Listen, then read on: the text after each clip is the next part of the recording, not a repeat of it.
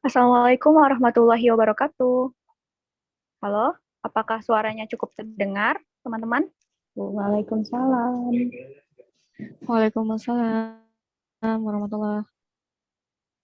Suaranya sudah cukup terdengar? Udah, Mbak. Sudah cukup jelas? Oke, baik.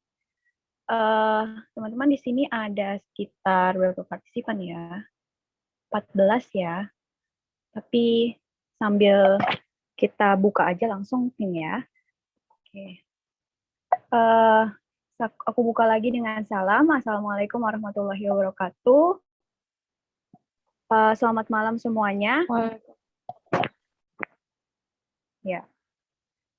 Apakah kalian sudah siap, teman-teman sudah siap untuk webinar malam hari ini? Halo? Tes, tes.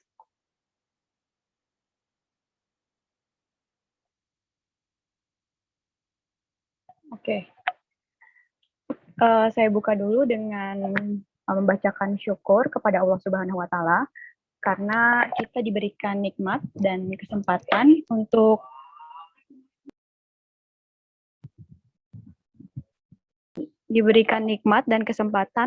mengikuti webinar pada malam hari ini. Dan sholawat serta salam tak lupa kita hantarkan kepada Nabi besar kita Muhammad Sallallahu Alaihi Wasallam. Oke, teman-teman, webinar kali ini kita akan membahas tentang Australian Award Scholarship bersama dengan Fostera English. Oke, tapi sebelumnya saya akan membacakan susunan acara webinar pada malam hari ini. Yang pertama tentunya pembukaan, yang kedua selanjutnya adalah sambutan atau perkenalan tentang Fostera English bersama Kak Rozan, dilanjutkan dengan materi bersama Kak Suci dan tanya jawab, lalu diakhiri dengan sesi foto bersama. Jadi teman-teman jangan lupa untuk persiapkan pertanyaannya ya. Oke. Langsung saja nih, karena kita sudah menginjak pukul 7:04, kita mau mendengarkan tentang apa itu Fostera bersama dengan Kak Rozan. Tapi sebelumnya, saya perkenalan diri dulu. Nama saya Fatimah Zahro, saya dari alumni Undip, dan sekarang sedang di Jakarta. Dan untuk lebih enak lagi, teman-teman bisa nih ubah username kalian dengan nama strip asal, gitu, supaya kita bisa mudah berinteraksi gitu ya. Kalau belum diubah, silakan diubah terlebih dahulu. Oke, langsung saja kita dengerin sambutan dari Kak Rozan mengenai Fostera English. Silakan, Kak.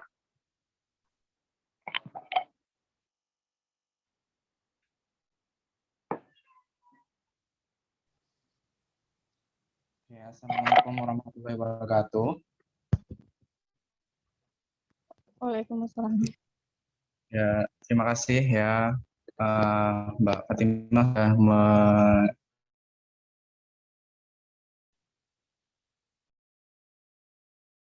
sudah mengenalkan saja ini Fostera itu apa, dan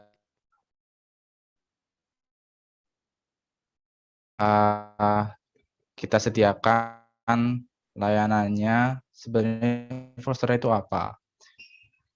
Saya minta waktunya ya 3-5 menit kok, nggak lama-lama. Saya yakin teman-teman di sini udah nggak sabar buat belajar lebih banyak tentang beasiswa AS. Oke, saya izin untuk share screen ya. Oke, di sini ya, bentar. Oke, di sini saya perkenalkan tentang Fostera sedikit saja. Ya, jadi Fostera itu apa? Kita itu adalah education website ya sebenarnya. Kita adalah lembaga khusus belajar bahasa Inggris yang berbasis LMS. Apa itu LMS? Maksudnya berarti kita menyediakan materi-materi online yang bisa diakses lewat website. Tapi juga akan ada fasilitas lain, termasuk seperti WhatsApp group, WhatsApp class, kemudian ada juga sesi-sesi untuk meeting virtual, yaitu dengan media Zoom maupun Google Meet. Nah, yang lainnya juga kita selain sebagai lembaga kursus, kita sebagai juga komunitas ya. Komunitas belajar bahasa Inggris dan pengembangan diri atau self development untuk anak muda. Nah, beberapa agenda yang jadi rutinan kami bulanannya adalah salah satunya adalah agenda ini ya, yaitu webinar, monthly webinar. Nah, untuk bulan ini webinar kita adalah tentang beasiswa, yaitu beasiswa AS. Karena kan deadline AS untuk bulan ini juga ya, akhir bulan ini. Jadi saya rasa waktunya tepat. Oke, untuk saat ini kita berfokus untuk menyediakan kursus online untuk TOEFL dan IELTS sementara yang buka. Oke, jadi kita ada 3 fasilitas, yaitu online modul yang tadi ya video, kemudian ada virtual, kemudian ada kelas WhatsApp. Jadi ada untuk grup chat-nya. Nah, untuk kelas IELTS kita ada 20 modul, itu berupa video dan juga PDF ya, presentasi segala macam.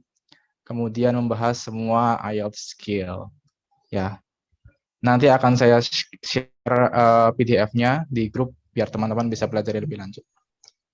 Untuk yang TOEFL kita ada 40 lebih ya modul online. Untuk seperti apa isinya dan silabusnya teman-teman nanti bisa akses di www.fostera.net. Oke. Saya cepat saja.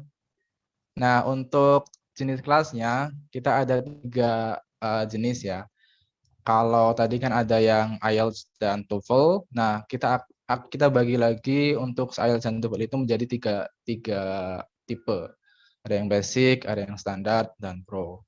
Nah, bedanya apa? Intinya kalau yang basic itu untuk kelas akses video saja, online modul, e-learning course.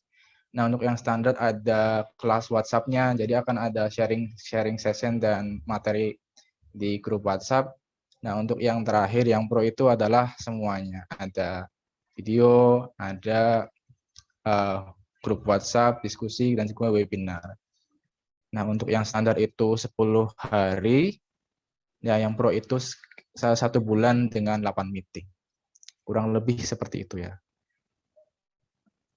Kita support berbagai macam metode pembayaran, ya. Dan ini adalah cara daftarnya.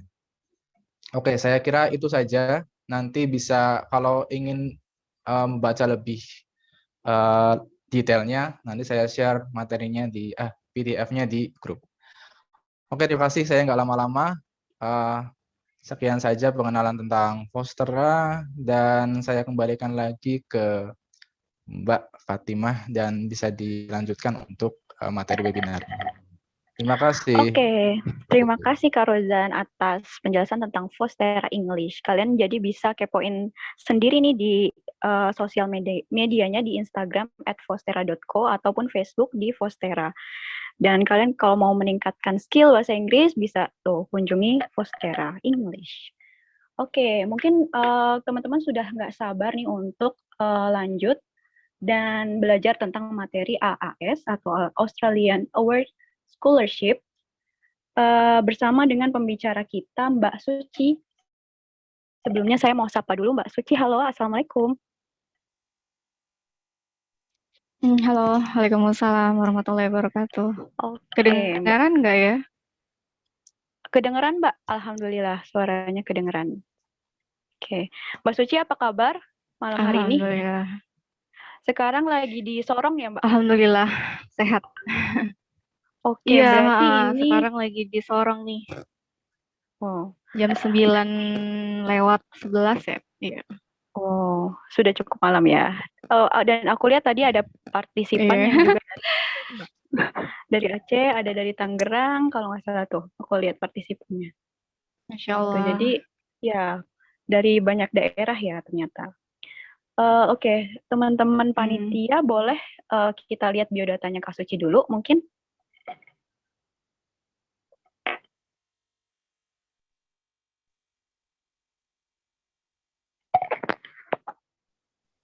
Oke. Oke, nah pembicara kita malam hari ini Mbak Suci, beliau saat ini diterima di University of Wollongong ya Mbak? Apa tuh? Aku nggak bisa sebutnya dengan benar. Iya, Wollongong Oke. University. Wollongong University.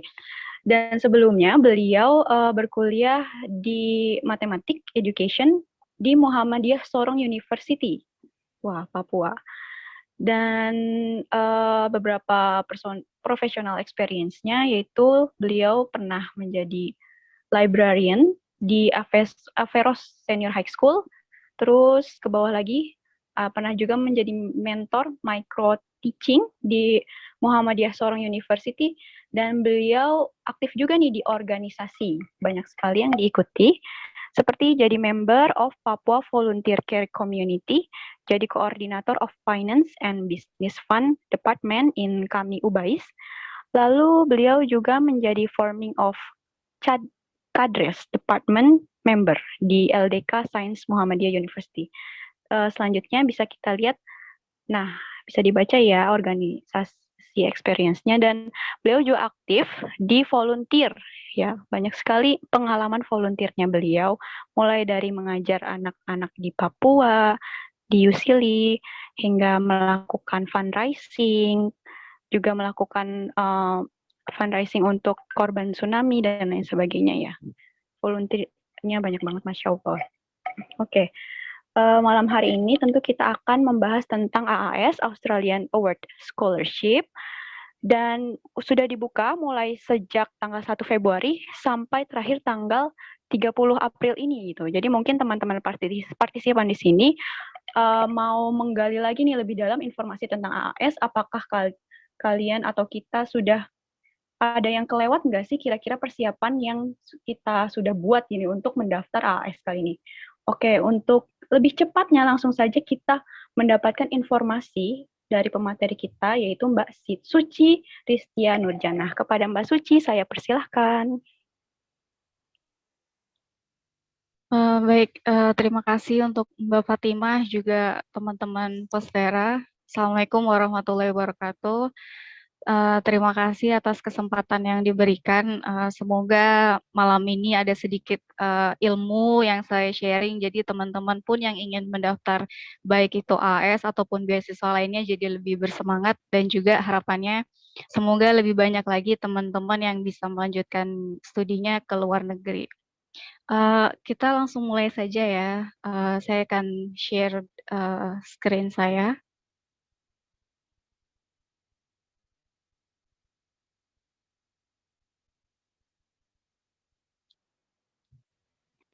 Oke, jadi tema hari ini adalah kuliah di Australia dengan beasiswa Australia Award Scholarship. Nah, sebenarnya apa sih AAS itu? Tapi saya yakin sih teman-teman semuanya pasti udah tahu. Kalau misalnya ada yang belum tahu, jadi sebenarnya AAS adalah beasiswa yang didanai oleh pemerintah Australia.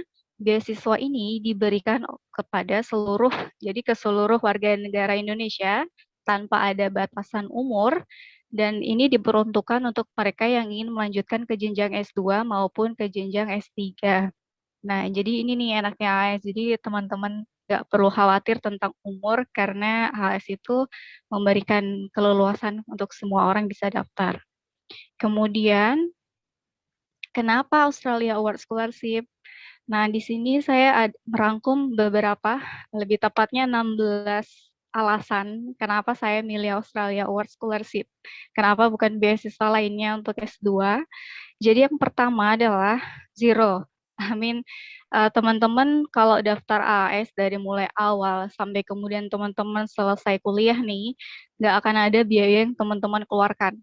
Contohnya misalnya beberapa beasiswa lainnya ketika teman-teman lolos di administrasi, kemudian teman-teman masuk ke tahap seleksi selanjutnya, pasti teman-teman kalau seleksinya di luar kota harus mengeluarkan tiket pesawat, kemudian atau transportasi.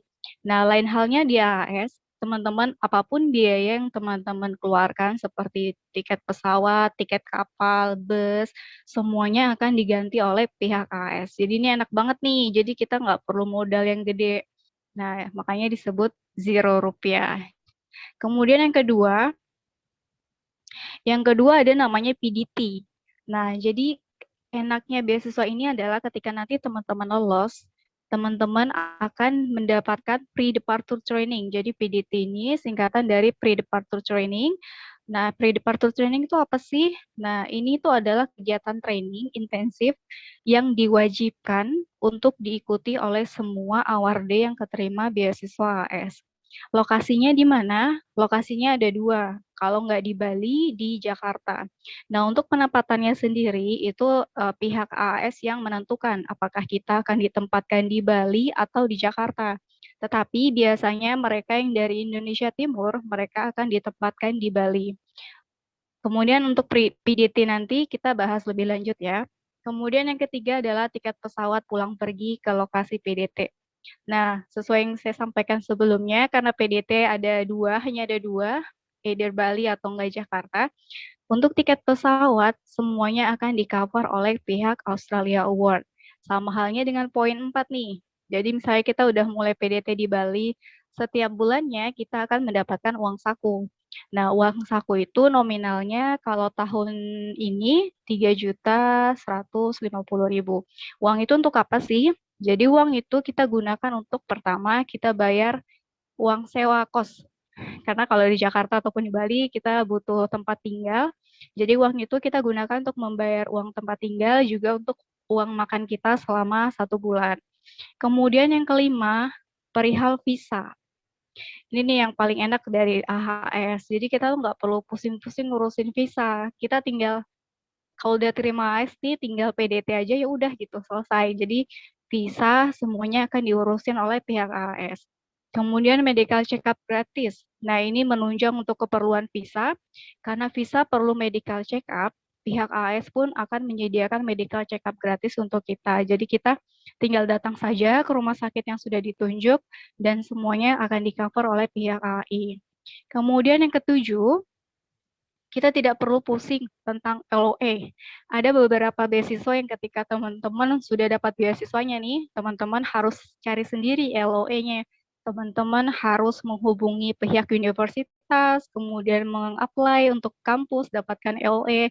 Kalau AS nggak perlu lagi, jadi teman-teman ya udah anteng aja. Nanti untuk LOA, masalah universitas itu mereka yang akan uruskan. Yang penting teman-teman penuhi saja nilai IELTS standar yang diminta oleh kampus. Kemudian yang ke-8 adalah dana penunjang saat kedatangan sebesar 5.000 Australian dollar. Lumayan. Ini kebanyakan yang dikejar oleh pemburu beasiswa karena ketika teman-teman baru sampai ke Australia, teman-teman akan diberikan dana sebesar 5.000 Australian dollar atau sekitar seperti ya 50 juta lah kurang lebih. Dana ini digunakan untuk settlement, jadi untuk bayar sewa di awal, kalau misalnya dapat rumah yang misalnya tidak ada furniture-nya, jadi teman-teman harus beli peralatan sendiri. Nah, uang ini bisa digunakan untuk itu. Kemudian selanjutnya adalah biaya kuliah ditanggung, of course, karena biaya ini fully funded. Kemudian yang ke-10, biaya hidup selama di studi. Nah, teman-teman, untuk poin 8, 5.000 Australian dollar ini berbeda ya. Untuk 5.000 Australian dollar ini hanya didapatkan di awal saja ketika teman-teman baru datang ke Australia. Sementara untuk poin ke-10, yang biaya hidup selama studi di AUS, ini teman-teman akan dapatkan setiap bulannya. Jadi setiap bulan teman-teman akan dikirimkan uang untuk teman-teman bayar kosan, biaya makan, dan lain-lain. Kemudian yang ke-11 adalah pengantar program akademik di Australia atau kita singkatnya dengan EAP, Introduction Academic Program. Jadi spesialnya lagi nih beasiswa Australia, ketika teman-teman nanti sampai di Australia, sebelum teman-teman masuk ke perkuliahan yang sesungguhnya, maksudnya belajar di semester yang sesungguhnya, teman-teman itu akan dibekali dulu dengan namanya kegiatan Introduction Academic Program. Ini biasanya sekitar sebulanan, dan kegiatan ini diikuti oleh seluruh awardee Australia Award dari berbagai macam negara. Kita tahu kan kalau Australia Award itu nggak cuma untuk orang Indonesia, tapi ada juga banyak negara lain yang juga ikut menjadi target sasaran dari pemerintah Australia dengan beasiswa AS itu. Nah, jadi di poin yang ke-11 ini kita bisa ketemu tuh sama semua awardi, ada yang dari Afrika, ada yang dari Filipina, dan dari negara lainnya. Kita akan bertemu, kemudian kita akan ikut training lagi selama sebulan di kampus yang kita tuju. Kemudian yang ke-12 terkait dengan asuransi kesehatan, ini juga di-cover. Kemudian yang ke-13 adalah dukungan akademis tambahan. Maksudnya apa? Jadi ketika misalnya teman-teman merasa, kok mata kuliah ini sulit ya? Sepertinya saya pesimis atau apapun kesulitan yang teman-teman alami di bidang akademik. Nah, ini program ke-13 ini teman-teman bisa gunakan. Jadi teman-teman itu sudah dikasih budget, alokasi budget khusus yang untuk teman-teman bisa gunakan kalau misalnya teman-teman mau private tutor. Misalnya belum mengerti materi ini, jadi kasih ke SCO-nya, kemudian mereka akan ngadain private tutor untuk teman-teman sehingga bisa mendukung akademis kalian. Kemudian yang ke-14 adalah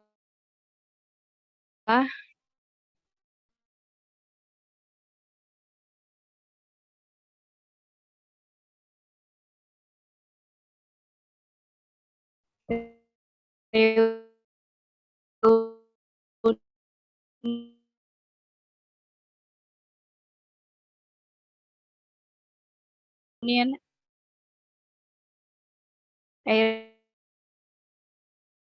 Indonesia untuk ketemu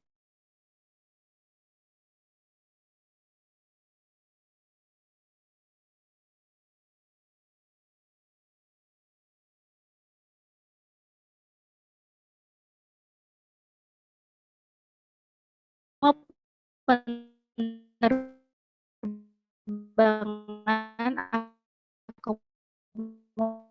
akomodasi akan dibiayai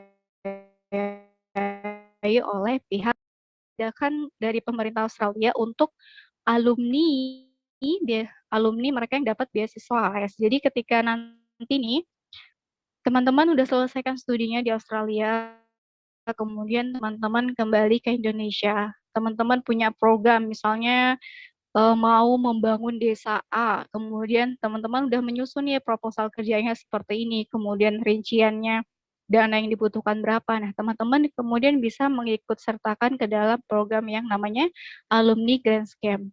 Ini kurang lebih besarannya sekitar 150 juta atau 200 juta. Tapi ini setahun sekali kalau nggak salah, jadi kayak dari berapa proposal itu akan diseleksi siapa yang berhak mendapatkan alumni Grand Scan ini. Dan ini hanya diperuntukkan untuk mereka yang ikut HAS. Seperti itu. Kemudian, nah selanjutnya adalah kriteria. Jadi HAS itu nyari orang seperti apa sih? Siapa sih yang bisa daftar? Nah ini, jadi sebenarnya HAS itu kayak beasiswa yang paling simple. Simple maksudnya gimana? Karena mereka tidak menuntut banyak. Jadi yang pertama, pastikan bidang studi yang teman-teman daftar itu masuk ke dalam area prioritas pembangunan. Nah, gimana sih cara tahunya area prioritas pembangunan apa saja yang ada atau yang diprioritaskan oleh pemerintah Australia? Caranya, teman-teman masuk aja ke websitenya Australia Award, kemudian kalian cari di policy handbook-nya. Nah, di situ nanti kalian akan dapat nih. Jadi area prioritas apa saja. Nah, di sana tuh ada 3 pilar, masing-masing nanti dijabarkan dengan baik. Jadi teman-teman langsung cek aja ya. Kemudian yang kedua adalah IPK. Nah, jadi di sini ada dua tipe. Yang pertama reguler. Reguler ini maksudnya yang umum gitu. Jadi umum IPK-nya adalah minimal 2,9. Sementara untuk yang khusus di sini ada 2, yaitu yang pertama geographic focus area. Apa maksudnya? Jadi geographic focus area maksudnya adalah untuk orang-orang yang berasal dari beberapa wilayah tertentu. Contohnya adalah Papua, Papua Barat, Maluku, dan sebagainya. Kemudian yang ini adalah people with disabilities. Jadi orang-orang yang berasal dari geographic area, juga orang-orang yang memiliki disabilitas, mereka minimal IPK-nya adalah 2,75. Jadi sedikit di bawah dari mereka yang reguler. Kemudian yang ketiga adalah untuk IELTS. Nah, IELTS-nya ini bisa dibaca sendiri ya.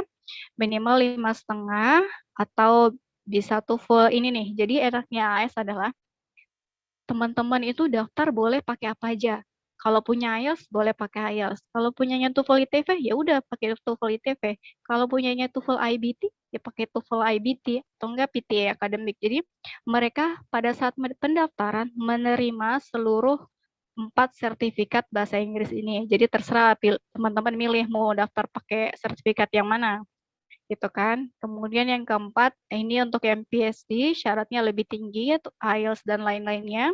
Kemudian yang kelima, pastikan kalian sudah terima ijazah ya, karena nanti akan diupload itu ijazah, transkrip, dan lain-lain. Kemudian yang keenam, ini khusus untuk mereka yang PhD ataupun Master by Research, karena Master by Research itu juga mereka fokusnya ke research, jadi mereka juga diminta untuk melampirkan bukti komunikasi dengan pembimbing atau kandidat pembimbing di universitas di Australia. Nah, kemudian yang ketujuh, untuk PhD, minimal mereka masternya itu 25% adalah komponen penelitian. Seperti itu. Kemudian dokumen pendukung ya. Untuk dokumen pendukung sendiri AS tuh sangat sederhana, mereka hanya meminta ini. Yang pertama, sertifikat bahasa Inggris, terserah teman-teman pilihlah mau pakai yang mana. Yang kedua CV. Yang ketiga, KTP atau paspor. Ini pilihan aja. Kalau mau pakai KTP, kalau paspor ya paspor, silahkan. Jadi kayak nggak usah dua-duanya juga nggak apa-apa. Salah satu. Yang keempat, akta lahir. Semua orang pasti punya akta lahir. Nah, yang kelima sama 6 adalah ijazah dan transkrip. Ingat, yang diupload adalah ijazah dan transkrip yang dilegalisir sama kampus. Atau kalau misalnya kampusnya terlalu jauh, legalisirnya habis, pakai yang legalisir oleh notaris publik. Jadi bukan yang asli yang di-upload, tapi yang legalisiran. Kemudian khusus untuk mereka yang master by research dan juga master atau PhD program, ada 3 syarat tambahan dokumen. Yang pertama adalah referensi akademik dari pembimbing S2. Ini untuk yang PhD. Yang kedua adalah proposal penelitian. Ini juga berlaku untuk master by research. Tapi karena saya waktu itu master by coursework, jadi saya tidak perlu yang namanya proposal penelitian. Kemudian yang ketiga adalah memiliki potensial supervisor. Jadi udah intensif nih hubungi kampus, nyari-nyari kira-kira supervisor yang bisa membimbing saya siapa ya. Nah, ini kita harus lebih aktif lagi untuk poin 9. Kemudian selanjutnya adalah, ini saya jelaskan sedikit tentang mobilisasi proses. Jadi sebenarnya Australia itu kayak cuma 7 tahapan. Nah, yang pertama, teman-teman apply ini secara online. Ketika teman-teman dinyatakan lolos, teman-teman akan masuk ke tahap kedua, namanya GST. GST adalah Joint Selection Team. Nanti akan dijelaskan lebih lanjut. Setelah teman-teman lolos GST, berarti teman-teman udah dapat tuh beasiswa award AAS. Teman-teman dinyatakan sebagai awardee. Nah, awardee AAS wajib mengikuti Pre-Departure Training, PDT. Nah, PDT ini kelasnya bervariasi. Kelas yang paling singkat kalau nggak salah itu 7 weeks. Ada juga yang 9 weeks. Ada yang 4,5 bulan, ada yang 6 bulan. Nah, apa sih yang membedakan kelas misalnya 7 bulan, 9 bulan, dan lain-lain? Yang membedakan ini, lama durasi kalian PDT adalah hasil IELTS kalian di sini. Jadi saya kasih contoh nih, teman-teman misalnya nih, pada saat online aplikasi, kalian masukin IELTS kalian kan, misalnya IELTS kalian sudah 7. Nah, tetapi lolos ke tahap kedua, GST ini ada 2, ada IELTS juga interview. Teman-teman wajib tes IELTS lagi di sini. Biayanya udah disediakan oleh AIS. Jadi di sini kita semua dites IELTS-nya. Nilai tes IELTS di sini akan menentukan durasi PDT kita. Jadi walaupun misalnya nih, pada saat daftar IELTS kita 7, tapi ternyata pada saat GST IELTS kita 4 atau 5. Nah, berarti kemungkinan kita PDT itu akan lebih lama. Jadi semakin rendah nilai IELTS-nya akan semakin lama PDT yang kita dapat. Tapi jangan terlalu jelek ya. Kalau terlalu jelek, nanti bisa-bisa nggak lolos. Karena IELTS juga punya standar minimal. Kita harus berapa untuk dapat IELTS gitu. Kemudian setelah PDT, di akhir program PDT, teman-teman harus tes IELTS lagi. Nah, tes IELTS lagi itu diperuntukkan untuk mereka yang pada saat ini GST IELTS-nya belum memenuhi standar kampus. Contoh, sebagian besar standar kampus di Australia itu IELTS-nya 6,5. Kalau misalnya pada saat GST IELTS kalian 6,5 atau 7, maka PDT kalian cuma dapat misalnya 7 minggu. Jadi kalian tidak akan melalui proses ini. Kalian langsung lanjut ke sini. Kalian akan langsung lanjut terbang ke Australia setelah lewati PDT. Seperti itu. Kemudian yang keenam adalah IEP, tadi yang sudah saya sebutkan, Introduction Academic Program. Kalian di Australia di kampus masing-masing akan dapat pembekalan, ketemu dengan semua award AAS dari semua negara. Setelah ini selesai, durasinya 1 bulan, barulah kalian belajar seperti biasa. Belajar S2, S3 sampai selesai, seperti itu. Kemudian nah ini, gimana sih cara daftarnya? Nah, sebenarnya AS tuh daftarnya cuma ada 2 tahapan. Dan dua-duanya sama penting. Jadi nggak bisa nih teman-teman cuma daftar di OASIS, tapi teman-teman nggak daftar di additional information. Nah, teman-teman bisa gagal. Teman-teman harus melewati keduanya. Gitu. Nanti saya pandu. Kemudian ini adalah tampilan OASIS, sedikit tampilannya. Jadi ketika teman-teman ingin daftar di sini, kalian bisa klik untuk register. Dan kemudian ini register new account. Nah, kalian tinggal isi aja. Seperti mengisi biodata seperti biasa, seperti itu. Nah, OASIS itu isinya apa sih? OASIS itu isinya ini. Nih, ini adalah 19 apa ya? 19 checklist yang harus diselesaikan. Jadi diurut. Nah, enaknya OASIS adalah kalian bisa simpan. Jadi nggak harus nih kalian buka hari ini terus kalian harus selesaikan semuanya hari ini. Enggak. Jadi kalian misalnya hari ini selesaikan personal details tentang kontak informasi kalian. Kemudian minggu depan kalian selesaikan yang poin 6 seperti itu. Jadi ini semuanya bisa diselesaikan bertahap dan bisa disimpan. Jadi kalau misalnya ada perubahan informasi, kalian masih bisa edit di OASIS. Seperti itu. Kemudian ini adalah supporting statement. Kalau di beasiswa lain, mereka nyebutnya sebagai esai. Kalau di AS, esainya ya ini, kita sebutnya sebagai supporting statement. Nah, untuk supporting statement ini kayak cuma sedikit tips aja dari saya ataupun pengalaman teman-teman yang lain ya. Jadi pertanyaan pertama yang teman-teman harus jawab adalah ini. How did you choose your purpose course in institution? Jadi kayak gimana teman-teman itu milih jurusan juga institusi kalian. Nah, gimana cara jawab pertanyaan ini? Nah, yang pertama adalah kalian pisah jawaban kalian jadi 2 paragraf. Jadi contoh yang ini, paragraf pertama kalian bahas tentang jurusan kalian. Kenapa kalian ngambil jurusan itu? Kemudian paragraf kedua, kalian fokus ke universitas atau institusi. Kenapa kalian milih kampus A? Kenapa nggak kampus B atau C? Seperti itu. Kemudian yang kedua adalah, nih, jelas dan tingkat keakurasian. Jadi ketika kalian menulis, pastikan bahwa yang kalian tulis itu jelas dan tidak tidak bertele-tele gitu. Nah, kalian harus juga memprovide background. Jadi nggak yang langsung kayak saya mau enggak ya, jadi kayak harus jelaskan alasannya kenapa.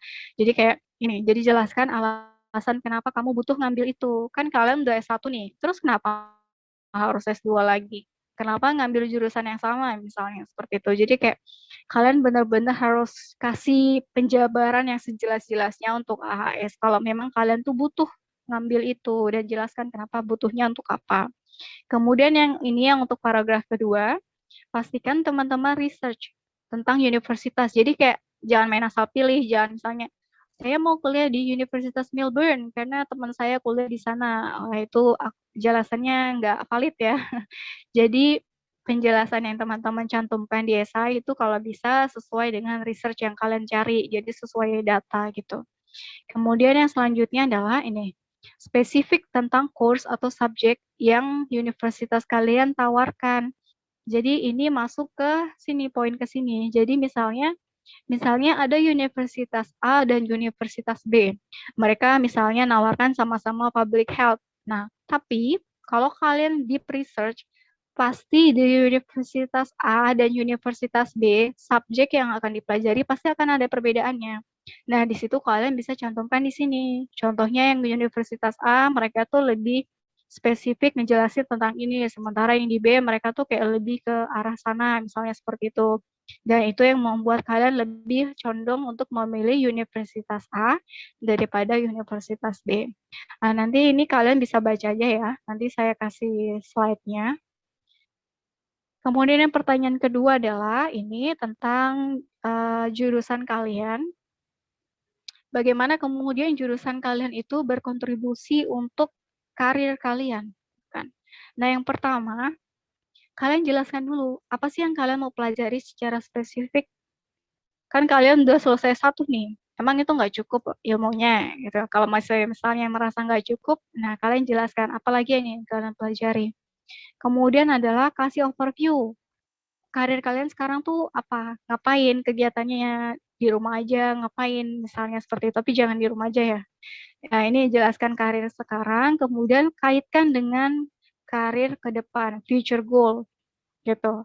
Misalnya kalian sekarang itu jadi seorang guru, tapi ke depannya mau jadi seorang dosen. Nah, itu kalian cari tuh benang merahnya seperti apa. Kemudian ini, make sure it's relevant. Nah, jadi AHS itu strict ya, teman-teman. Jadi kayak, misalnya kalian dari health nih, tiba-tiba apply S2 mau pergi ke pendidikan. Nah, itu kan maksudnya pendidikan, misalnya pendidikan fisika. Dari health ke pendidikan fisika itu kan kayak nggak nyambung. Nah, kalau AS itu kalian pastikan itu masih relevan dengan studi kalian. Jangan yang terlalu jauh gitu, nggak relevan. Kemudian yang selanjutnya adalah ini. Tunjukkan perubahan positif yang kalian bawa. Gitu. Misalnya, kalau misalnya saya selesaikan S2 saya ini, berarti kan saya bisa menguasai skill A, B, C, D. Nah, saya akan bisa bla bla bla. Nah, seperti ini. Nah, jadi kita jelaskan ketika misalnya kita sudah bisa mengambil skill itu ke depannya, maka kita akan memiliki kelebihan yang lebih lagi seperti itu. Nah, ini kemudian jelaskan bagaimana studi kalian itu membantu kalian mencapai future goal kalian. Nah, ini contohnya ada di sini. Jadi, after completing my study, ini sengaja saya skip. Nah, dia akan dapat ini. Jadi, kayak kalian jelaskan, kalau kalian udah selesai studi ini, kira-kira skill apa sih yang kalian bakal dapat? Kalian jabarkan di sini. Nah, kenapa kalian butuh skill itu? Nah, kalian juga jelaskan di sini paragraf selanjutnya. Seperti itu. Kemudian, pertanyaan yang ketiga, ini, bagaimana kemudian kamu atau kita berkontribusi untuk menyelesaikan tantangan dan mengimplementasikan perubahan. Maksudnya di sini itu kita diminta untuk menjabarkan itu. Pasti kan selama kita hidup atau setelah kita S1 atau sebelumnya pasti kita pernah mendapatkan tantangan di dunia kerja kita atau mungkin di sekitar, intinya adalah di bidang yang teman-teman tekuni gitu. Nah, di sini mereka minta untuk lebih spesifik. Mereka minta kalian untuk jabarkan tentang ini, peran dari kepemimpinan kalian. Nah, kemudian adalah tentang skill kalian yang gunakan itu apa, skill-skill. Kemudian kalau memang kalian dalam menyelesaikan challenge ataupun masalah itu kalian melibatkan orang lain, misalnya suatu organisasi atau misalnya NGO atau pemerintahan, itu kalian sebutkan di sini. Dengan siapa kalian bekerja untuk menyelesaikan masalah tersebut. Nah, untuk pertanyaan ketiga ini, sebenarnya yang pertama adalah kalian jelaskan dulu challenge-nya tuh apa yang kalian hadapi, baik di dunia kerja, sosial, ataupun akademik. Ini nanti tetap berhubungan ya dengan studi kalian. Kemudian yang kedua, yang kedua adalah jelaskan bagaimana kalian menyelesaikan masalah itu. Nah, yang ketiga adalah jangan lupa sebutkan organisasi apapun atau dengan siapa kalian berkolaborasi. Nah, seperti itu. Kemudian selanjutnya adalah sangat dianjurkan kalau kalian menuliskan hasil dari kolaborasi kalian dengan tim ataupun organisasi lainnya. Jadi seperti ini. Nah, di sini contohnya ini adalah ini esai teman saya ya. Jadi dia terlibat di dalam sebuah project research, kemudian dia di sini menjelaskan masalahnya apa. Kemudian dia juga menjelaskan dia bekerja dengan siapa. Di sini dijelaskan dia bekerja dengan siapa, kemudian hasilnya apa. Nah, kemudian di sini dijelaskan juga hasilnya adalah yang dicapai adalah seperti berikut. Nah, kalau bisa teman-teman juga menjelaskan tugas teman-teman di situ sebagai apa. Contohnya di sini dia menulis bahwa my responsibility, nah dia jelaskan. Jadi tugas dan tanggung jawab dia di riset ini adalah untuk bla bla bla, seperti itu. Jadi semuanya itu clear.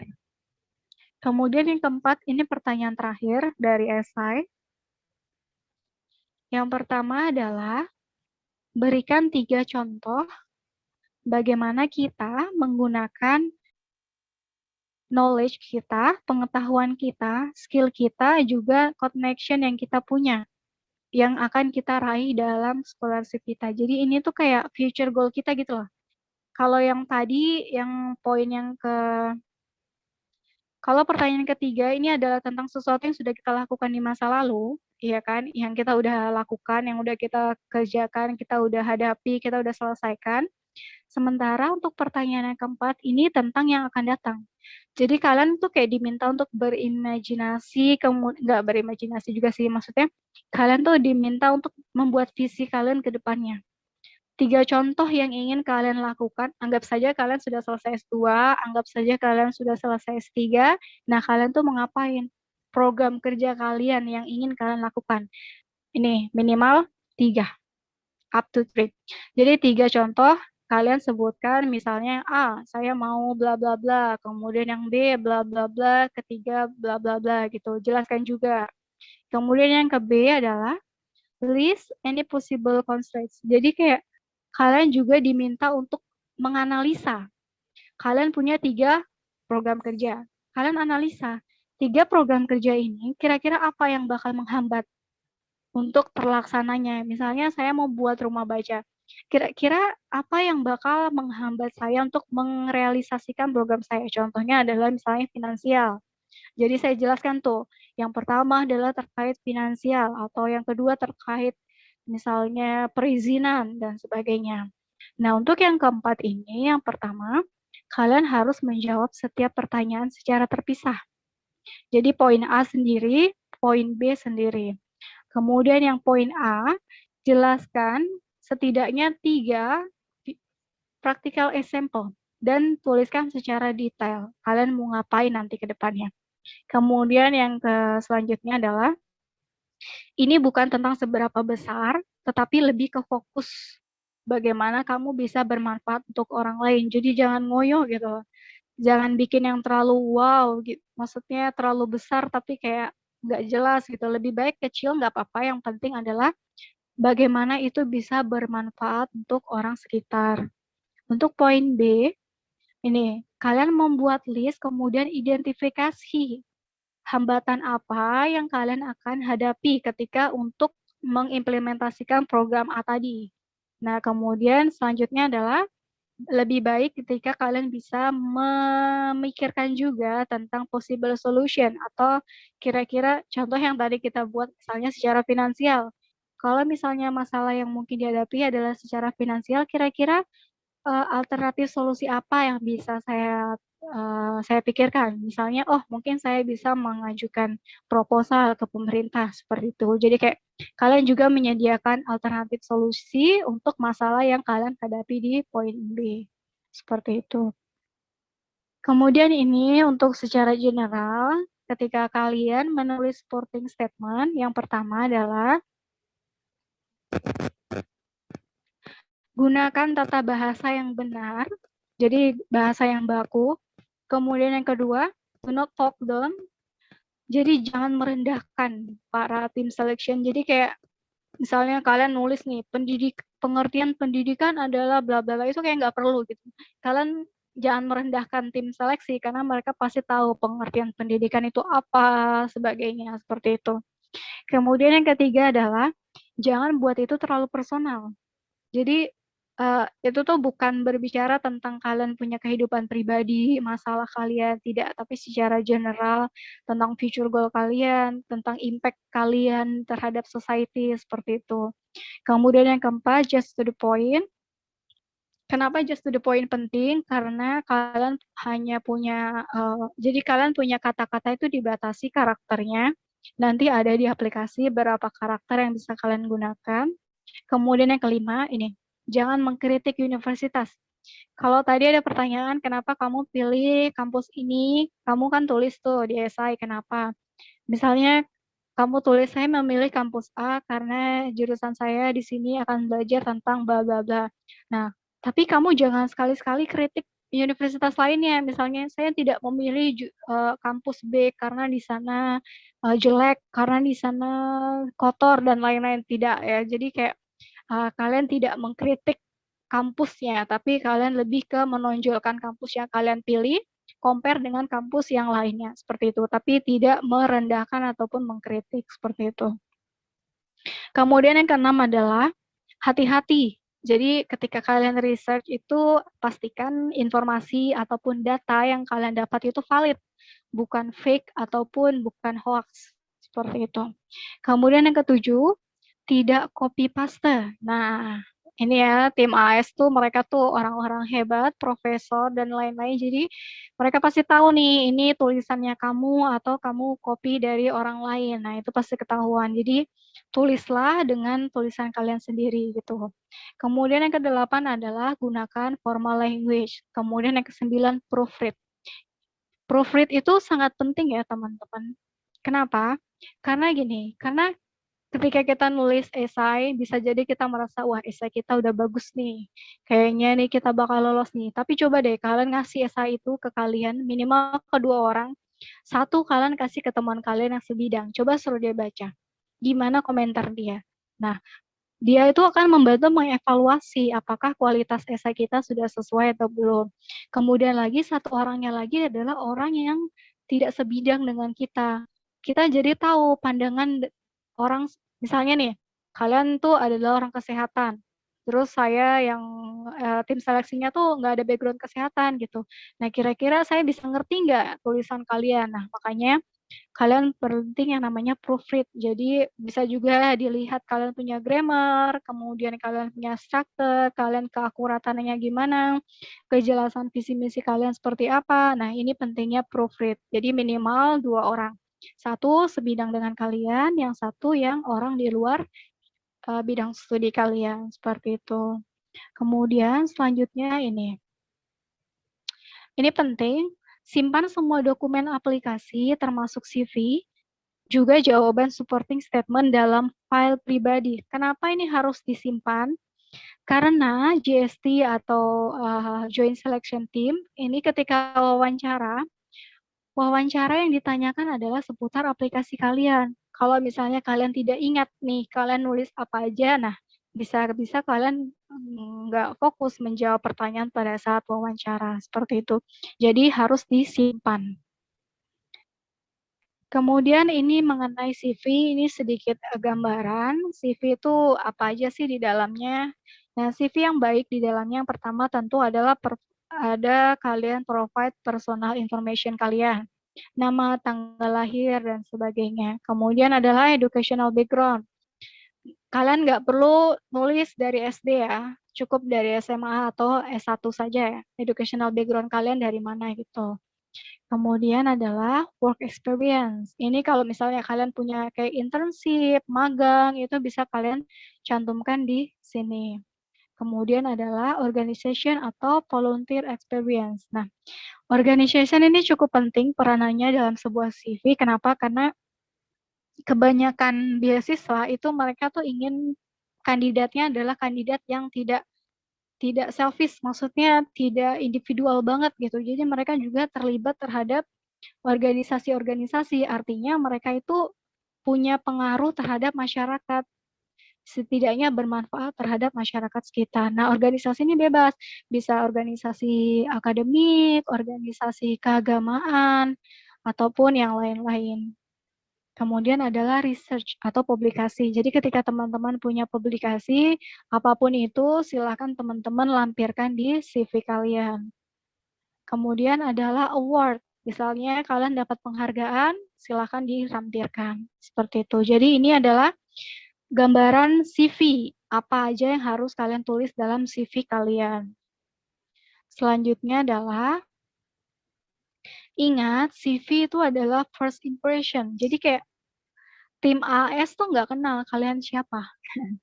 Jadi yang mereka gimana caranya supaya mereka tahu kalian siapa? Ya dari CV kalian itu. CV kalian menjabarkan siapa kalian. Kalian track recordnya kayak gimana, ngapain aja. Seperti itu. Kemudian selanjutnya adalah, ini. Dalam CV nggak perlu nulis tentang warna rambut, hobi, makanan. Nah itu nggak perlu, nggak penting. Kemudian IPK. IPK tinggi adalah poin plus, tapi tidak menjadi jaminan. Nah ini ya, jadi kayak apapun beasiswa yang kalian daftar, berapapun IPK yang kalian dapat, misalnya kalian dapat 4, jangan jadi sombong gitu ya. IPK bagus, memang itu jadi poin plus, tapi itu nggak menjadi jaminan kalian akan keterima gitu. Jadi tetap harus bersungguh-sungguh ketika kalian ingin mendaftar. Kemudian ini proofread. Jadi baca, kasih esai kalian ke orang yang lebih profesional.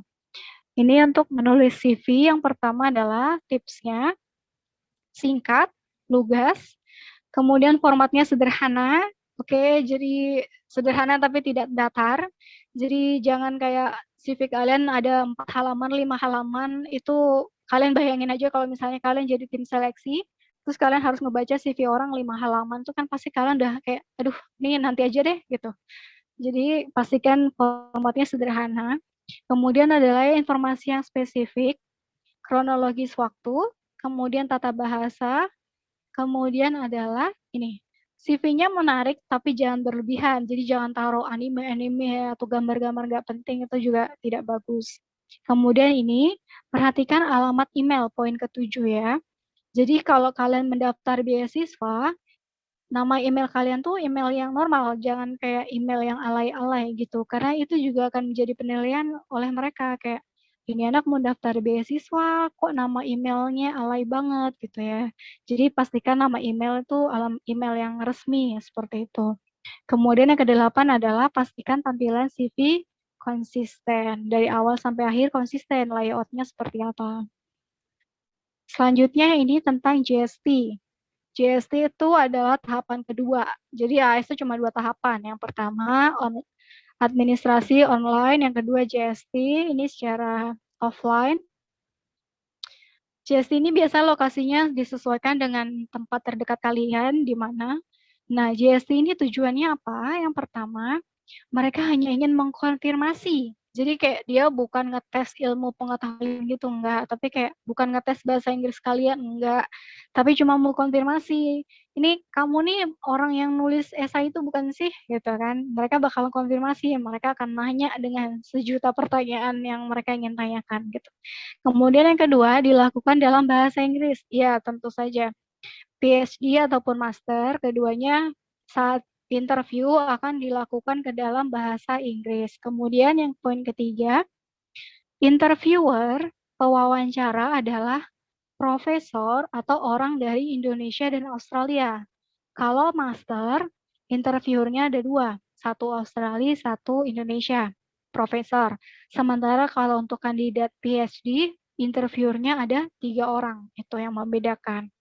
Kemudian selanjutnya, interview dilakukan antara 15 sampai 30 menit. Kemudian dilakukan di ruangan tertutup.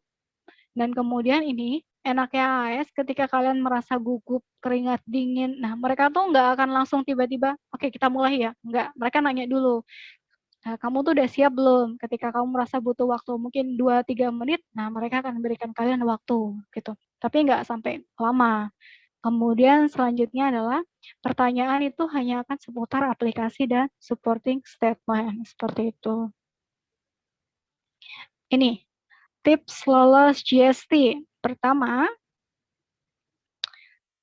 ada yang tanya seperti ini. Kak, GST kan ada 2 tuh. Ada IELTS, ada interview. Saya harus fokus yang mana ya? Nah, jawabannya ini. Interview ataupun IELTS, dua-duanya sama penting. Kita interview excellent, bagus banget. Tapi pas kita tes IELTS, tiba-tiba nilainya 4. Kira-kira keterima nggak tuh? Dibandingkan teman-teman misalnya interviewnya bagus, tes IELTS juga bagus. Nah, pasti posisi kita jauh di bawah dia. Jadi kalian harus fokus ke dua-duanya. Biasanya jarak antara pengumuman dengan waktu GST itu 1 bulan. Nah, kalian bagi 2 tuh. Kalau saya kemarin 1 bulan itu 2 minggu saya fokus ke IELTS, 2 minggu pertama. Kemudian 2 minggu kedua saya fokus ke interview. Nah, ini sehubungan dengan poin kedua. Praktis. Jadi kita harus praktek. Untuk IELTS, kalau saya kemarin, jadi saya jadwalkan misalnya hari Senin fokus listening, hari Selasa fokus reading, hari Rabu fokus yang lain. Kemudian di hari Sabtu, saya akan buat simulasi secara keseluruhan dari listening sampai reading. Kemudian nanti dievaluasi, kita kira-kira salahnya di mana, kemudian cara ningkatinnya gimana, seperti itu. Jadi ini bagus sekali metode itu untuk meningkatkan skor IELTS kalian. Oh ya, kalau ada yang tanya misalnya pas daftar pakai TOEFL, apa GST juga harus IELTS lagi? Ya, jadi GST itu wajib IELTS. Apapun sertifikat yang kalian gunakan pada saat daftar, kalian tetap wajib ikut IELTS lagi pada saat GST. Untuk interview, kalian juga harus praktek. Atau minimal kalian ngomong sama cermin deh. Tapi kalau saya praktek. Jadi pasti di wilayah kalian ada alumni ataupun orang yang kalian anggap lebih profesional, minta bantuan mereka untuk menjadi interviewer. Jadi kayak kalian membuat seolah-olah itu adalah interview asli. Untuk draft pertanyaannya ada banyak di internet. Saya juga punya ada banyak pertanyaan-pertanyaan apa saja yang akan ditanyakan pada saat interview.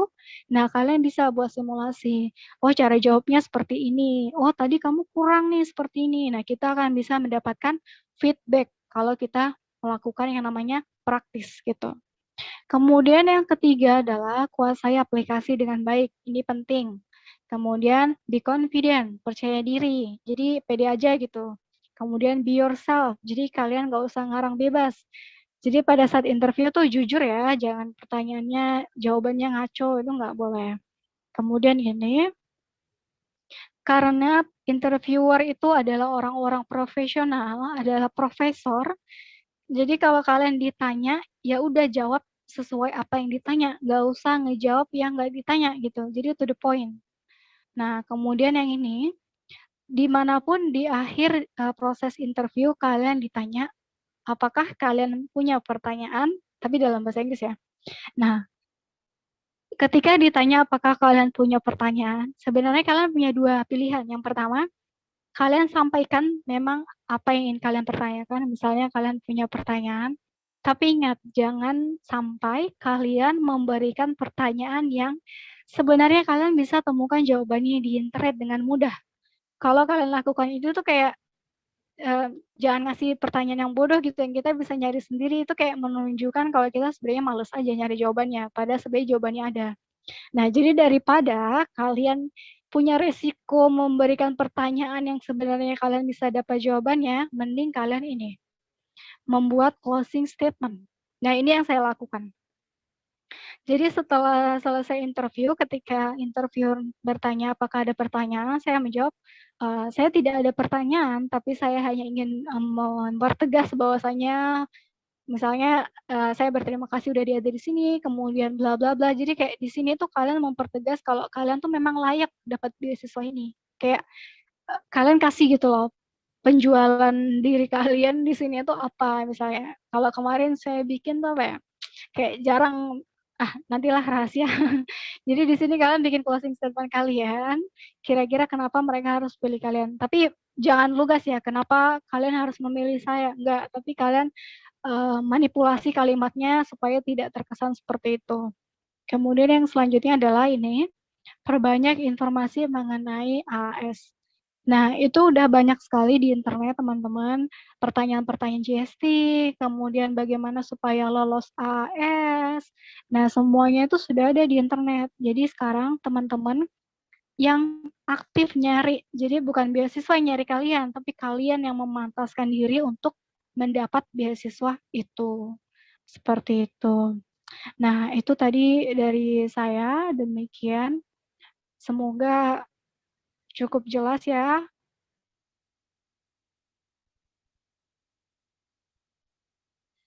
Mungkin ada teman-teman yang ingin ditanyakan.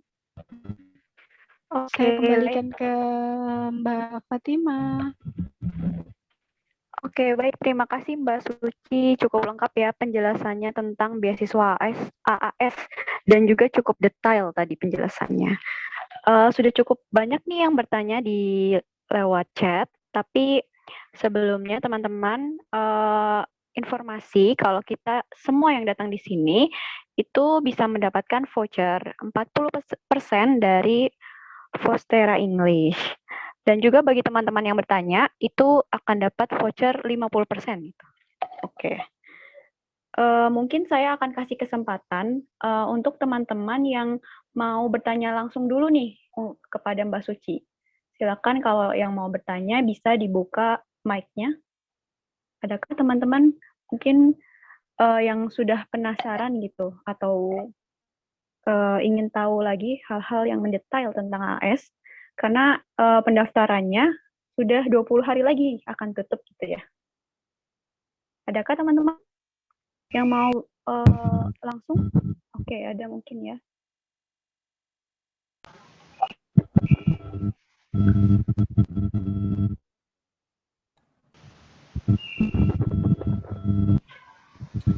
Boleh, Kak? Oke, boleh. Dengan siapa ini? Aku nggak bisa lihat. Halo? Hai. Kak. Ya, boleh perkenalkan diri dulu. Habis itu boleh tanya langsung sama Mbak Suci ya. Hey, perkenalkan, nama saya Ribas, Kak. Saya ingin bertanya soal di JST ini. Kan Kak Suci tadi pernyataannya bahwa untuk IELTS dan interview ini seimbang. Semisal kalau interview kita excellent tapi IELTS kita jelek, kemungkinan besar kita nggak diterima. Tapi saya pernah ikut webinar juga yang katanya kalau untuk IELTS itu dia nggak terlalu penting-penting amat. Kenapa? Karena even kalau kita misalnya dapat nilai rendah IELTS, kan ada kelas bahasa Inggris tambahan kan, yang pada saat PDT nanti bisa sampai 9 bulan. Itu Kak yang pertama. Yang kedua, terkait dengan pertanyaan-pertanyaan di interview. Apakah pertanyaannya seputar aplikasi kita saja, atau ada semacam pertanyaan kayak behavioral test. Contohnya, misalnya ketika kita dihadapkan di kondisi A, terus apa yang kita harus lakukan. Kayak gitu Kak, yang di luar dari aplikasi kita. Dan yang ketiga yang masih berhubungan dengan interview sendiri, apakah pada saat Kak Suci kemarin interview, apakah ada pertanyaan yang unexpected, yang tiba-tiba ditanyain itu dan kita nggak mempersiapkan jawabannya. Itu aja.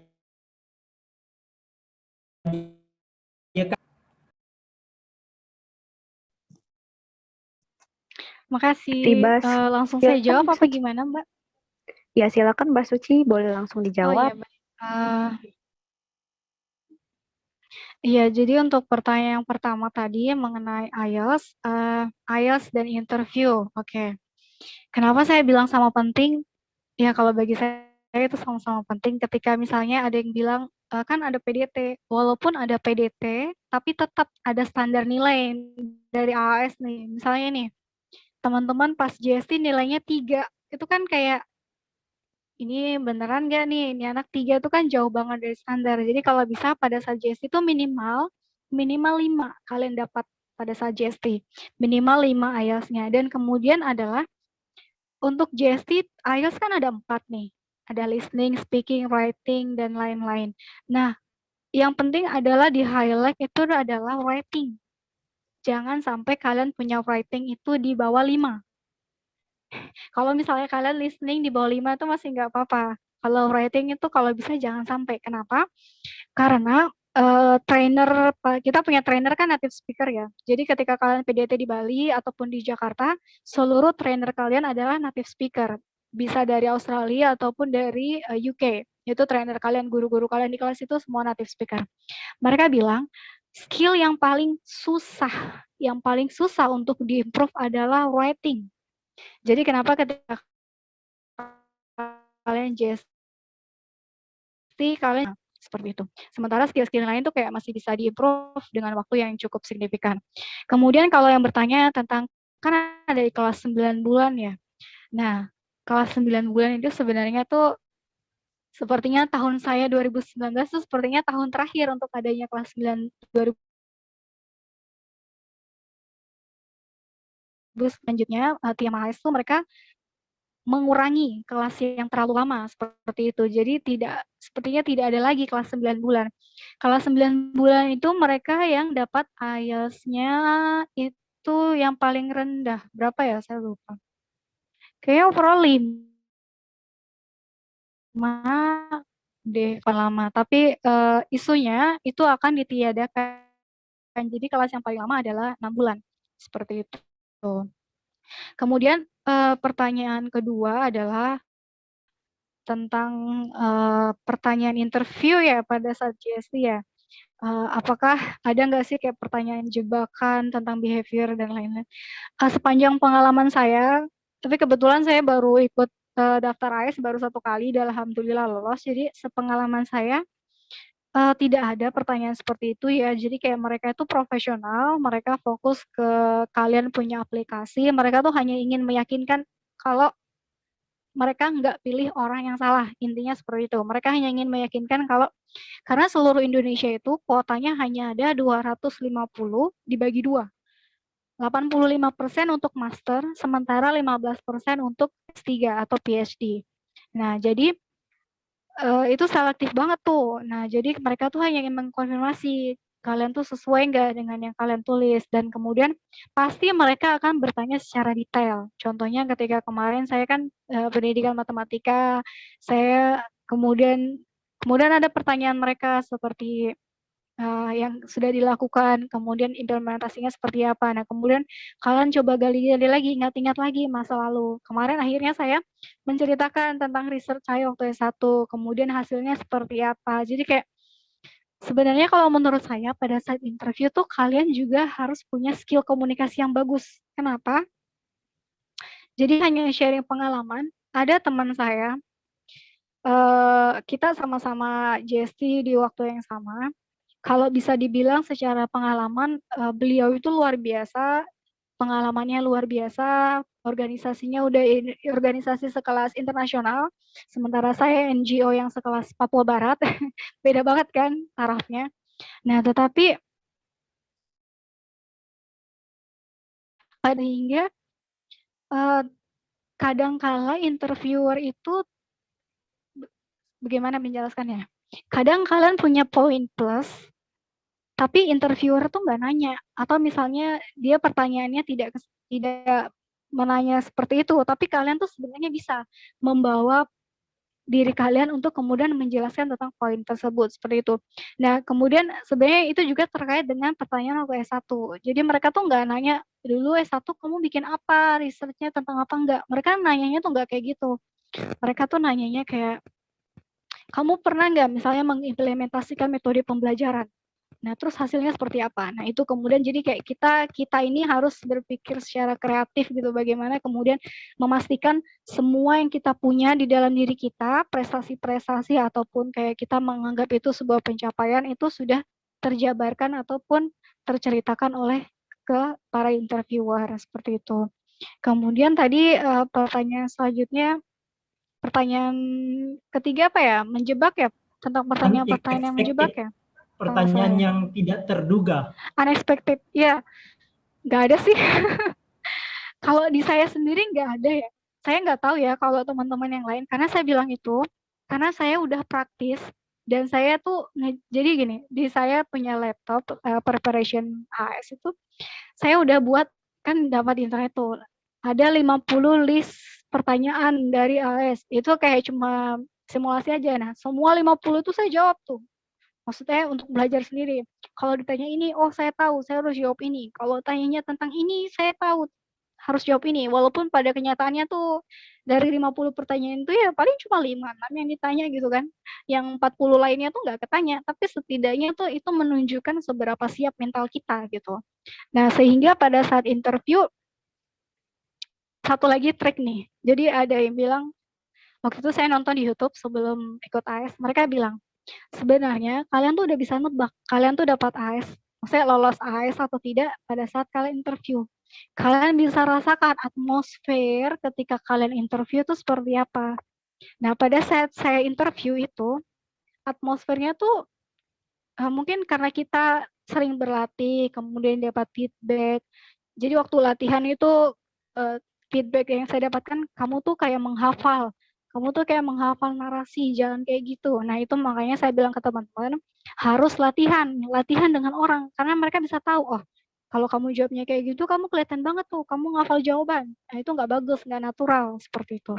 Nah jadi dengan latihan itu, kalian lebih maksimal, lebih pede. Jadi pada saat interview tuh pun, suasananya cair. Kita bahkan saya dengan para profesor itu pun kita saling tertawa di ruang interview. Jadi kayak keluar tuh kayak bahagia banget gitu dikasih bunga. Padahal sebenarnya ya nggak tahu ya. Jadi itu, jadi kalian harus berlatih seperti itu. Ada lagi? Gimana Mas? Masih ada yang ditanyakan atau udah cukup? Tambahan lagi Mbak. Boleh.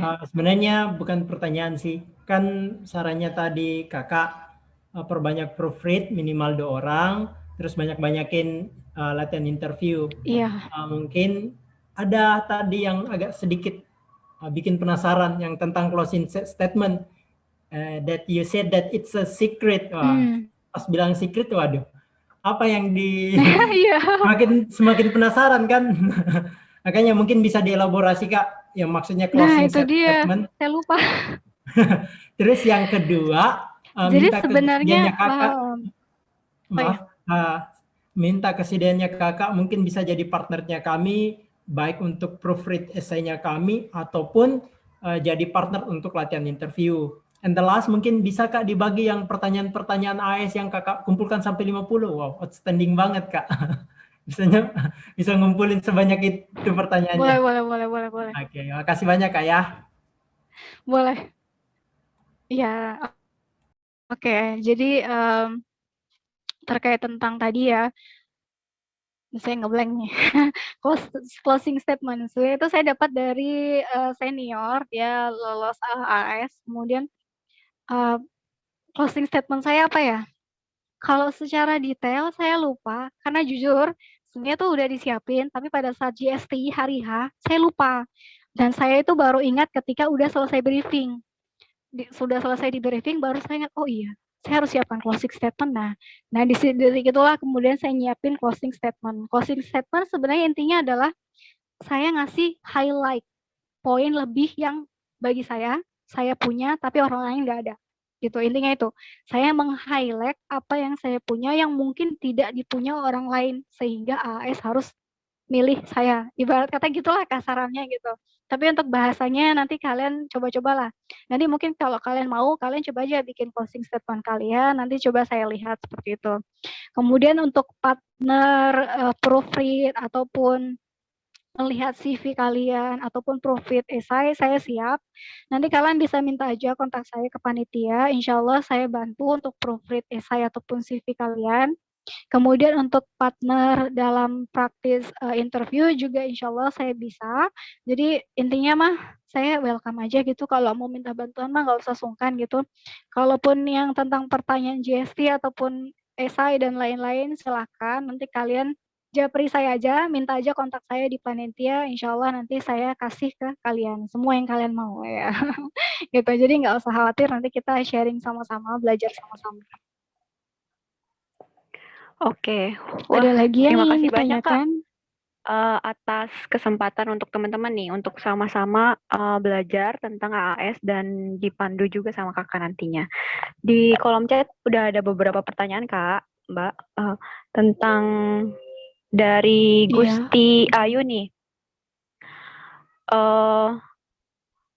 Apa saja prioritas jurusan yang ditawarkan oleh AAS?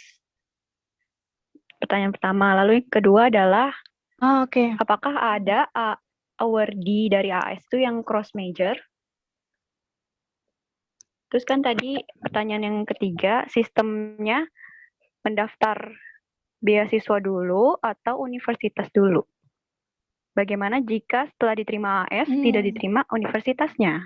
Kayak gitu. Boleh dijawab, Mbak? Oke. Boleh yang pertama. Duh, saya ini agak-agak lupa ya. Jadi pelan-pelan ya. Yang pertama tadi pertanyaannya itu kalau seputar apa? Udah lupa. Oke. Seputar prioritas jurusan yang ditawarkan sama AAS itu apa aja kira-kira? Oke. Apakah ya? Jadi untuk prioritas bidang studi banyak banget. Nah, saya tadi udah jelaskan ya, untuk itu saya nggak lampirkan di PowerPoint saya karena teman-teman sebenarnya bisa nemuin sendiri noh. Dan berapa serius kalian mau dapat beasiswa itu dengan mencari informasi tentang beasiswa itu sebanyak mungkin. Nah, jadi seharusnya pertanyaan ini nggak perlu tanya. Nah, tapi untuk yang ingin tahu jurusan prioritasnya apa, kalian buka aja langsung website australiaworldindonesia.org.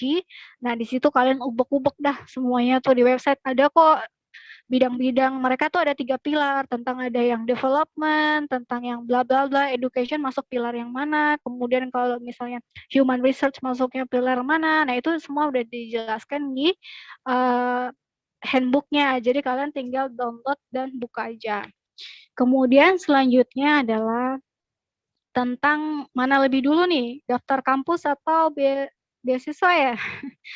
Nah, beasiswa AAS itu kampusnya diurusin, jadi kalian kan pada saat ngisi aplikasi itu kan ditanya, kalian mau daftar kampus mana? Nah, itu kalian jelasin tuh kampus A dan kampus B. Atau kalian cuma mau daftar ke satu kampus, nggak apa-apa. Nah, pada saat nanti setelah kalian diterima AS, kalian PDT selesai, kalian tes IELTS, dapat minimal skor yang diminta kampus, biasanya minimal 6,5 IELTS-nya. Udah tuh, nanti yang urusan kampus tuh AS yang ngurusin. Kalian udah pulang. Kembali ke negara masing-masing, kembali ke kota masing-masing. Jadi kayak saya di Papua, ya udah saya balik lagi ke Papua. Nanti urusan kampus itu AS yang ngurusin, seperti itu. Kemudian pertanyaan yang ketiga apa, Mbak? Pertanyaan yang ketiga adalah apakah awardee AAS itu bisa cross major? Dari S1 mungkin tadi. Oke. Kayaknya tadi udah dijawab ya. Nah, iya sebenarnya cross major itu sesuatu yang sulit kalau di AS. Ya, saya mengatakan itu sulit, kayak kemungkinannya mungkin cuma kayak 10% atau 5%. Jadi sebagian besar pasti tetap relevan dengan S1 kalian, seperti itu. Karena pernah pengalaman temen, dia mencoba AS 2 kali. Yang pertama dia gagal karena dia cross major, kemudian tahun kedua dia coba lagi, tapi dia udah kembali ke jurusannya dia, akhirnya dia keterima, seperti itu. Tapi sebenarnya banyak aspek juga. Seperti itu. Oke, terima kasih Mbak atas jawabannya. Ini ada pertanyaan lagi, aku mau bacain yang kira-kira pertanyaannya itu apa ya? Nggak usah apa ya, tinggal apa ya? Yang pertanyaan itu mudah cukup bisa dijawab gitu ya. Soalnya kadang ada beberapa pertanyaan yang bisa dicari gitu di internet. Nah, ini ada pertanyaan dari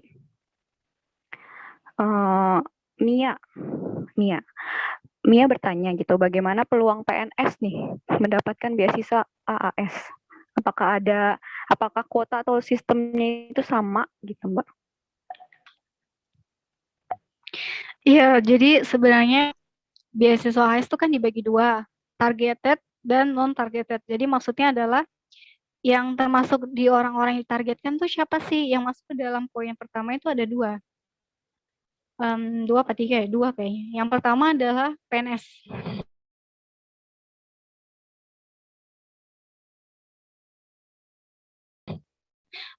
PNS itu kan mereka aparatur sipil negara ya. Berarti udah dipastikan tuh mereka pasti bakal ngabdi ke negara Indonesia, pasti bakalan pulang lah ibarat kata gitu. Jadi PNS juga termasuk ke dalam mereka yang ditargetkan seperti itu. Yang kedua adalah orang-orang dari geografik fokus area. Contohnya seperti saya dari Indonesia Timur. Nah, itu masuk ke dalam yang geografik fokus area. Sementara yang non-targeted adalah orang-orang umum disability. Mereka juga bukan orang dari wilayah-wilayah targeted GFA, geographic focus area. Jadi untuk PNS itu sama dengan kita, geographic focus area, jadi punya kuota sendiri. Jadi kayak dari 100%, 70% itu untuk mereka yang targeted atau untuk mereka yang memang ditargetkan masuk ke AAS seperti itu. Tapi 70%-nya nanti itu dibagi lagi untuk yang GFA, kemudian untuk yang PNS, kemudian untuk yang people with disability. Intinya kalau bagi saya ya Mbak, kalian tuh nggak perlu pikirkan tentang kalian tuh masuk target atau nggak usah. Yang penting kalian pikirkan apakah kriterianya, bidang studinya, kemudian eligibility-nya semuanya kalian penuhi atau enggak. Kalau kalian udah penuhi semua, berarti kalian tuh udah bisa masuk ke dalam daftar mereka, seperti itu. Jadi kayak maju aja gitu, kalian nggak akan tahu hasilnya kalau kalian nggak coba. Oke, itu ya tadi udah dijawabnya sama Mbak Suci. Terus pertanyaan lagi dari Raudia tuh Zahra dari Aceh gitu. Raudia nanya, kalau misalkan tadi di poin mengenai esai, itu kan Mbak banyak menceritakan tentang pengalaman kerja di kantor. Bagaimana kalau misalkan belum punya pengalaman kerja di kantor? Gitu. Apa sih yang bisa dibahas gitu di esainya? Oke. Jadi esai itu sebenarnya fleksibel ya. Kalau misalnya teman-teman yang fresh graduate, sebenarnya saya juga fresh graduate. Saya lulus 2018, 2019 saya daftar AAS. Karena 2018 saya baru lulus kan. Nah, karena kebetulan saya udah kerja dari sejak baru masuk kuliah, misalnya kerja-kerja kayak private atau misalnya di sanggar seperti itu. Jadi kalau teman-teman yang benar-benar nggak ada pengalaman kerja secara profesional, kalian pasti punya dong pengalaman misalnya di organisasi atau misalnya pada saat kalian magang. Kalau di kampus kan biasa ada tuh magang atau enggak PKL seperti itu. Nah, kalian bisa tuliskan itu pengalaman kalian saat melakukan kegiatan itu seperti apa.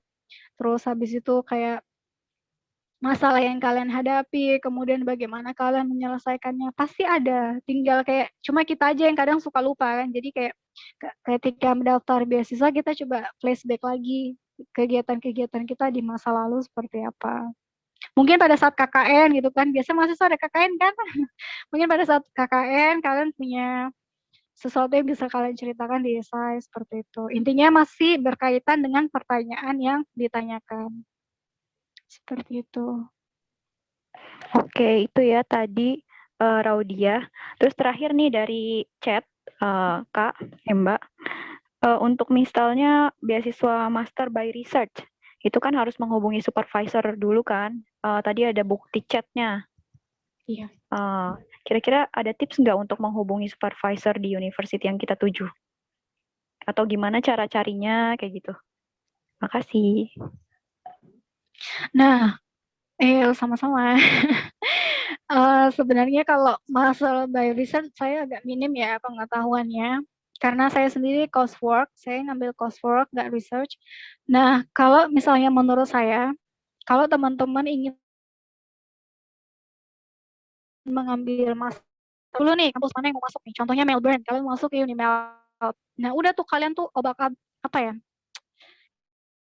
kalian itu acak-acak semua tuh website di Melbourne, pasti mereka punya namanya kontak program studi, kontak orang yang bisa dihubungi atau kontak misalnya profesor yang kalian bisa hubungi. Nah, kalian kontak aja ke email mereka, kalian tanya misalnya saya mau belajar ini bla bla bla. Kalian Jadi kalian perkenalkan diri kalian dulu, terus kemudian kalian tanya apa, kemudian kalian jelaskan kira-kira mereka bisa bantu dengan apa gitu. Jadi kayak kalian jangan ragu untuk kontak ke university karena setiap university mereka punya kontak service untuk para international student yang ingin bertanya lebih jauh seperti itu.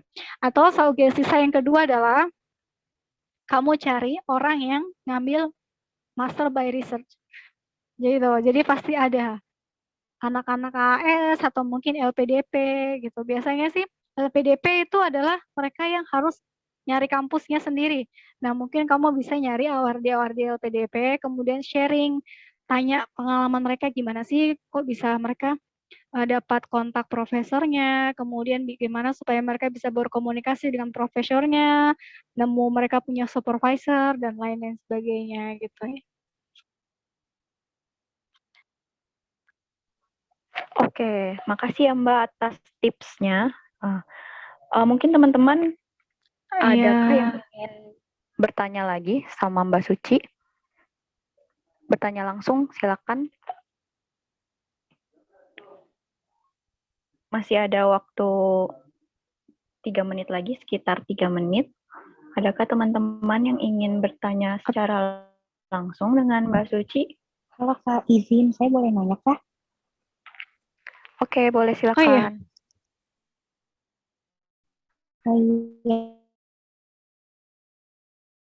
Nih Kak, misalnya jurusanku ini nggak ada di field of priority of field studies-nya AAS. Nah, apakah kesempatannya itu bisa lebih besar, apakah lebih kecil, atau gimana Kak? Tapi sejujurnya untuk S-nya sendiri, aku udah tahu nih, aku mau ngejurusinnya itu ke salah satu field of studies. Cuman masalahnya aku nggak pilih si field of studies-nya itu, hanya S-nya saja yang menjurus. Nah, itu bagaimana Kak? Boleh dijawab? Terima kasih.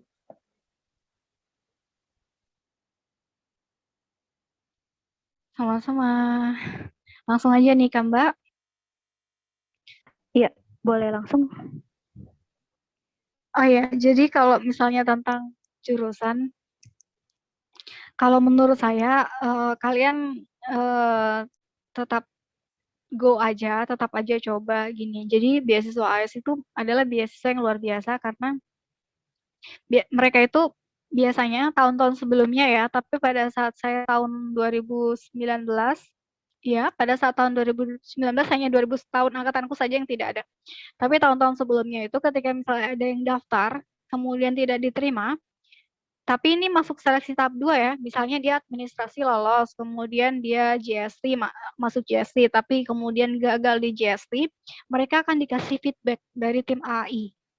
Kira-kira dikasih feedback, oh kamu tuh kurangnya di sini loh, jadi coba lagi ya tahun depan. Jadi ketika tahun depan kalian mencoba lagi, kalian udah tahu nih di bagian mana yang kalian harus improve. Nah itu AS biasanya selalu ada setiap tahun. Cuma pas angkatan saya waktu itu tidak ada. Nah seperti itu. Kemudian jadi intinya tuh nggak ada salahnya mencoba gitu. Kemudian untuk jurusan, bagaimana kalau misalnya jurusannya tidak ada di prioritas gitu kan, tapi esainya masuk gitu. Kalau dari saya mas, saran saya tetap aja apply aja, kan apply juga nggak bayar ya. Gitu, karena kan saya bukan timnya yang bisa menentukan, oh kamu nih lolos nih, oh kamu nggak lolos gitu kan, nggak ya. Saya juga kan orang yang dipilih gitu kan, bukan orang yang memilih intinya. Jadi mah kalau dari saya Mbak tetap coba aja, tetap berusaha. Untuk masalah hasil ya ya udah, yang penting kan kita udah berusaha semaksimal mungkin seperti itu. Setidaknya kita udah tahu gitu, dan insya Allah pasti akan ada jalannya seperti itu. Jadi tetap apply aja selama itu gratis. Oke, udah dijawab ya. Tadi dari Mbak Maisita ya kalau nggak salah. Dari Jakarta. Udah Mbak? Iya Mbak Udah Maisita. saja apply. Nah, teman-teman mungkin itu kali ya pertanyaan terakhir hari ini. Cukup banyak juga ya Mbak yang mau tanya. Mungkin dari teman-teman yang ingin bertanya lagi, bolehkah Mbak bertanya secara pribadi dengan Mbak Suci? Boleh, boleh. Boleh, nanti atau saya tulis di sini aja ya kontak WA saya. Atau kalau misalnya nggak sempat lihat, nanti mungkin panitia bisa ngasih kontak WA saya. Jadi kayak teman-teman silakan feel free Oke. Itu kontak WA saya. Jadi silakan feel free untuk menghubungi saya, entah itu mau nanya tentang kesulitan mengisi aplikasi atau apapun itu, insya Allah saya pasti bantu sebisa saya. Wah, terima kasih banyak Mbak atas bantuannya, atas jawabannya yang untuk teman-teman yang mau apply nanti di akhir AAS 2021 ini. Oke teman-teman, itu aja hari ini tentang webinar kita. Kita ucapkan terima kasih banyak kepada Mbak Suci atas penjelasannya, penjabarannya, dan mungkin bantuannya nanti yang akan tentang mentorship tentang AAS lagi. Mungkin penutup dari saya juga mengutip kata-katanya Mbak Suci nih, bahwa beasiswa itu nggak mencari kamu, tapi kamu harus memantaskan diri untuk bisa diterima beasiswa itu. Oke, mungkin akhir dari webinar kita foto sebentar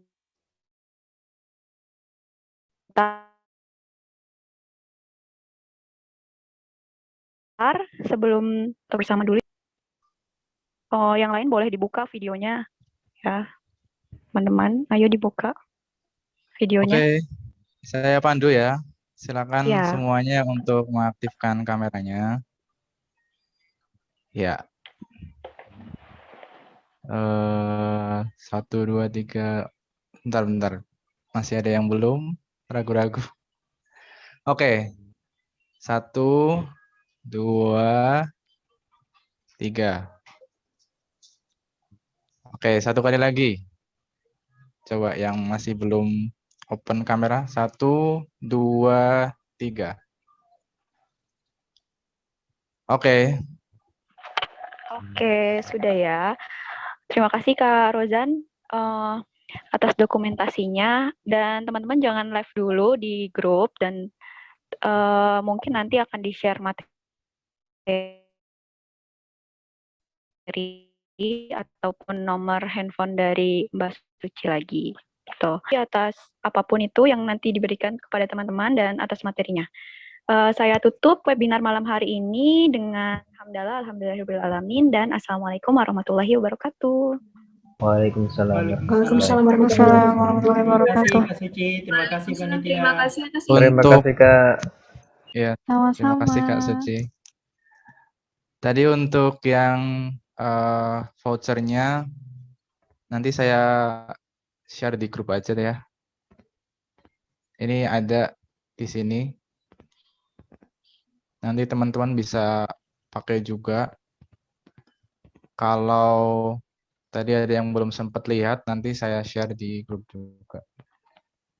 Oke, ini untuk teman-teman semua yang ikut webinar ini. Kemudian nanti tadi yang tanya seperti Mas Ribas, kemudian tadi siapa ya, Kak? Ada 5-6 orang kalau nggak salah, nanti saya kirimkan secara personal ya, yang voucher 50%-nya. Oke, gitu saja. Terima kasih untuk Kak Suci. Selamat malam teman-teman, saya kembalikan ke Mbak Fatimah.